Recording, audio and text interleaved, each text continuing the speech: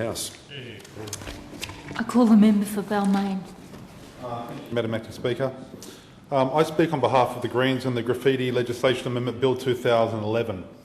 This bill has three main components. First, it amends the Children Community Service Orders Act 1987 and the Crime Sentencing Procedure Act 1999 to require a court making a community service order under those acts in relation to persons guilty of offences under the Graffiti Control Act 2008 to impose a condition requiring the persons to remove or obliterate graffiti and restore the appearance of buildings, vehicles, vessels or places consequent on the removal or obliteration of graffiti unless it's not reasonably practicable to do so. Second, it amends the Graffiti Control Act 2008 to enable a court to make orders relating to the driver's licence of a person who has committed an offence under Section 4, damaging or defacing of property by means of graffiti implement, or 5, possession of a graffiti implement. The Act, instead of or in addition to imposing a fine, sentence or imprisonment or community service order on the offender. And thirdly, it amends the Young Offenders Act 1997 to remove the power for investigating officials and specialist youth officers to deal with young offenders who have committed graffiti offences by way of caution, warning or youth justice conference instead of court proceedings. We Greens agree that graffiti can be a significant problem. In my local community, with a huge range of heritage buildings, it can be especially significant when it comes to defacing these buildings and lead to very significant costs, lead to unsightly views in our community and also alienate people's connection with place.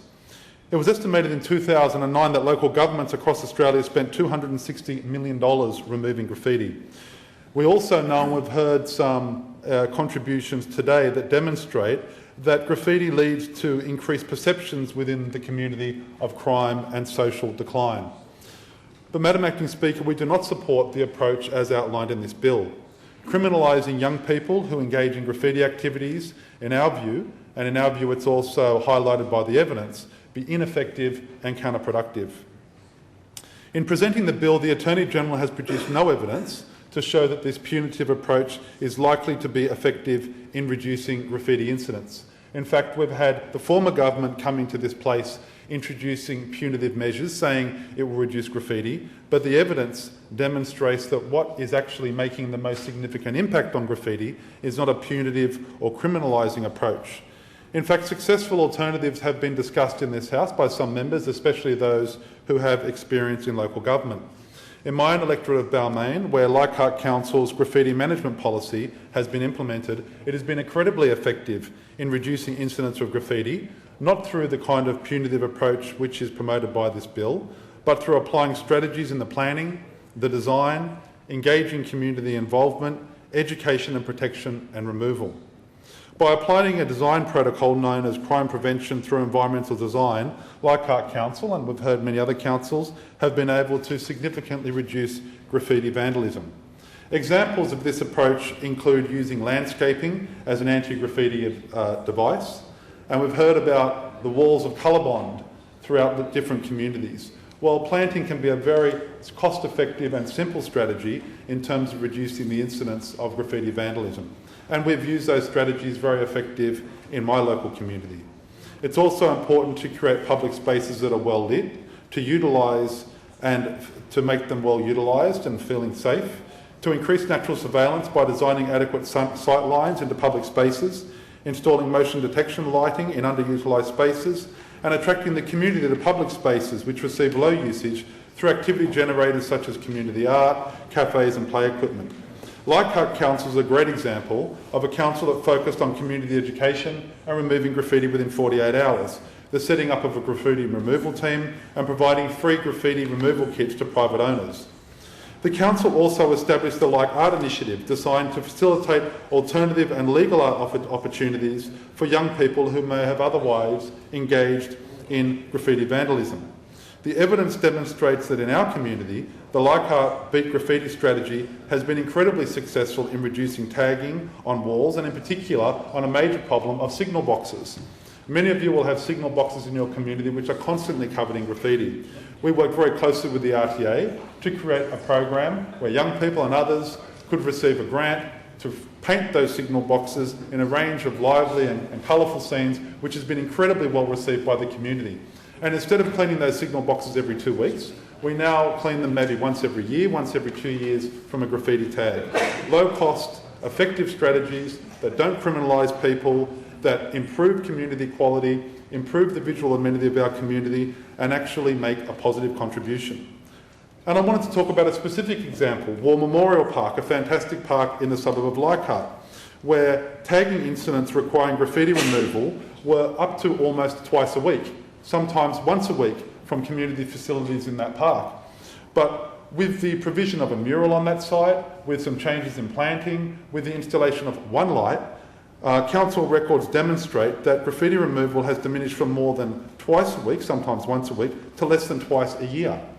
That is a very positive example of how graffiti can be removed in a significant way without clogging up the courts, without taking magistrates' time, without clogging our prisons with young offenders, and without introducing young people to the criminal justice system. So while I've spoken about my own experience locally and the significant impact that's been able to be made on the incidence of graffiti vandalism in the community, it's important as well to look at what other stakeholders in this debate have contributed. The Law Society's Criminal Law and Juvenile Justice Committees have reviewed the bill and expressed their concerns about the removal of the power for police to deal with young offenders who have committed graffiti offences by way of caution, warning or youth justice conference.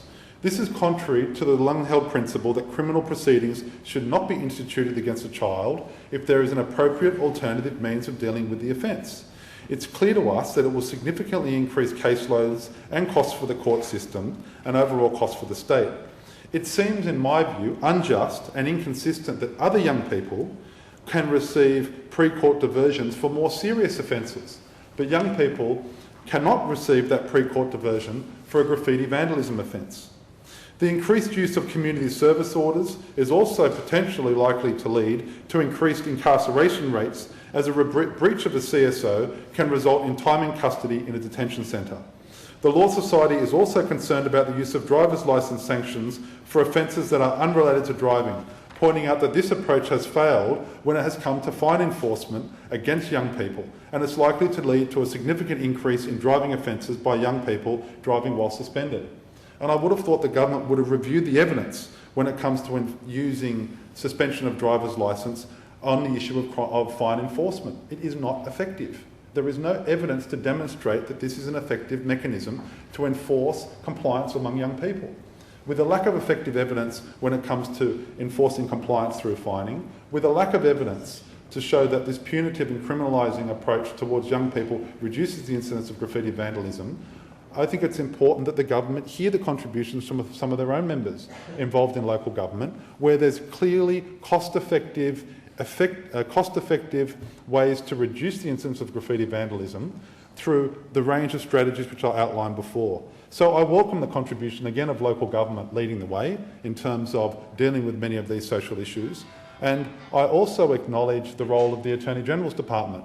When the Attorney General in the former government recognised the evidence on these matters and made funds available to local government to implement strategies, as we've heard, in places like Blacktown, in places like Leichhardt in the inner city, to make significant and long-lasting inroads to the permanent reduction in graffiti vandalism by undertaking those strategies in terms of design, planting, lighting and so on. So we Greens share the concerns of the Law Society about this bill, and we're concerned that pushing more young offenders into the criminal justice system rather than diversionary programs is expensive and counterproductive. The costs to the community are likely to be much higher and more long-term than the cost of graffiti removal or implementing the graffiti minimisation strategies that I have discussed. Minimising graffiti vandalism is a worthy objective which we all support. It's an issue which I have been greatly concerned about on my time at Leichhardt Council since 1999 and my role as Mayor. And it's important for the state government to recognise this can support the efforts of local government in galvanising community activism around the issue, to minimise graffiti vandalism, to make sure that any additional costs which are borne on the community are dealt with by that community in an effective way. It's our view that the measures outlined in this bill will be unlikely to succeed and will cause significant additional costs to the community and damage to young offenders. And on that basis, we are not supportive of the bill. Thank you. I call the member for Campbelltown. Thank you, Madam Speaker. It gives me great pleasure to speak in